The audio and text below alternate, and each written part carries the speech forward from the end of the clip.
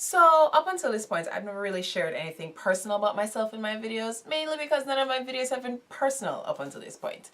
But now I am sharing a personal story here, and so I have to give you some personal details. How many more times can I say the word personal? Here we go. My name is Brianna. You already knew that. I'm 24 years old. I'm a graduate student. I live in New York City. I work part-time, and I currently live at home with my dad while I'm attending school and working part-time. So why is any of that stuff relevant? Well, I'm in a situation and I have so much energy on this situation, and it's really stressing me out and all that kind of stuff that I kind of wanted to expel it out into the universe via YouTube videos. So here we go. My aunt lives in this really great apartment. She lives in Flushing, which is a neighborhood in Queens. Maybe it's about 40 minutes by commute at most. Commute by the subway outside of the city. City being Manhattan. And she lives 2 blocks max away from that subway line that gets you the 40 minutes into the city. And it's a 1-bedroom apartment. It's in a rent stabilized situation, so she's not paying much money for it. It's a building with the heat and hot water included. There's a superintendent, there's maintenance. It's basically this glorious opportunity, and it's an opportunity because she is moving out and she asked me if I wanted to move in. So what's the problem? Well, I'm working part-time, as I had mentioned before, and I'm in grad school. Now, obviously, I'm not going to be part-time forever. It's a temporary thing while I'm in school. As soon as I get out of school, it's going to roll forward to full-time. That's just kind of how this job works, which is completely fine with me. That's how I wanted it to work. That's why I took it. The problem is now I am maybe 3 to 4 months away from being full-time, but the apartment is available now. I would have to move in at least by the end of this month. Why I shouldn't do it is obvious. I don't have the money. I don't make enough right now being part-time to support myself in an apartment by myself. And I'm basically standing on this ledge of a real adult decision where I'm okay, you know you can't afford it right now. You know you don't have the money by yourself. The whole reason you wanted to have an apartment and be independent and all these things were important to you is because you wanted to be independent and do it by yourself. And at this juncture, you can't. Step back, give up the apartment, there will be more. The pros now are crazy pros, and by crazy I mean crazy good.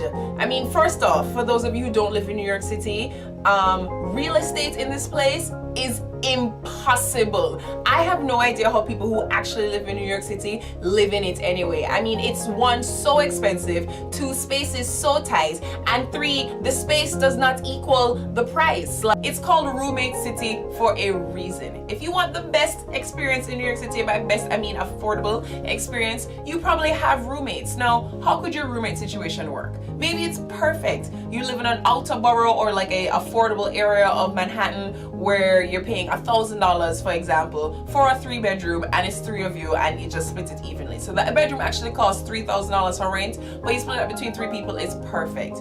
Maybe you live in a 1-bedroom with 3 people in it, and the 1-bedroom only costs $2,000. But when you split it between 3 people, what is that? I mean, under $1,000 per person, and you split it that way. But now you have 1 person who sleeps in a bedroom and 2 people who sleep in a living room, or maybe you all sleep on twin beds like children, and that's how you make it work.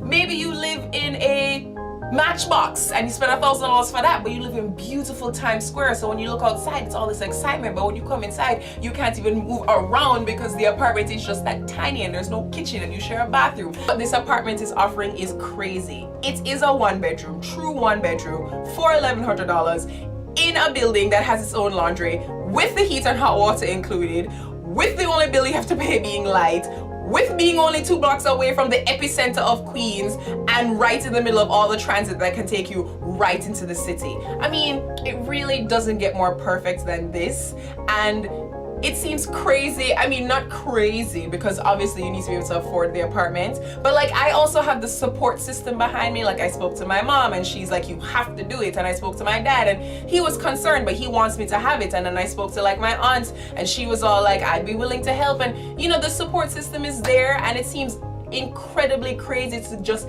give this up when opportunities like this don't happen every day in apartment shopping situations in New York.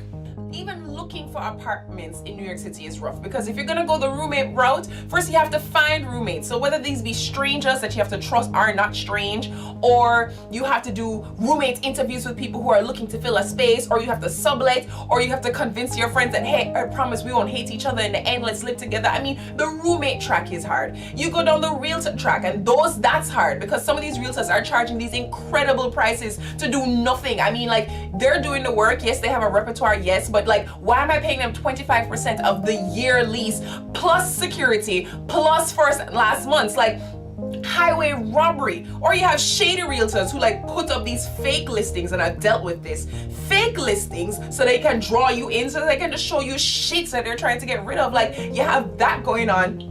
And then you just have straight out scams. I mean, you're looking at the classifieds and you're like, oh, this seems interesting. Turns out that person lives in like Malaysia or Madagascar. You have to send them money for the key.